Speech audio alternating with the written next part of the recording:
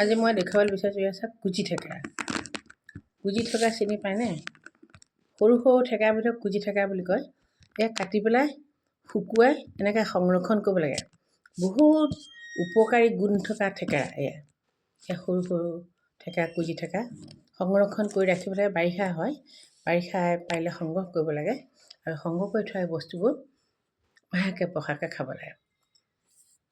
কিনিবলৈও পোৱা যায়, 4 টুকুৰামানতে কেইটকা লয়। বাংগালত কিনিছিলোঁ এবাৰ, 4-5 পিচমান দিয়ে। কেইটকা দি লৈছিলে মোৰ মনত নাই, বাৰু বৰাই কিনিছিলে। কিন্তু নহয়, মই ঘৰৰ পৰা তেওঁলোকলৈ পঠিয়াই দিওঁ। ইয়াত লওঁ সৰহকৈ, ল'লে পঠিয়াই দিওঁ। বহুত উপকাৰত অহা বস্তু। পেট কামনি ভাল হয়, লেট্ৰিন খোলোচা হয়।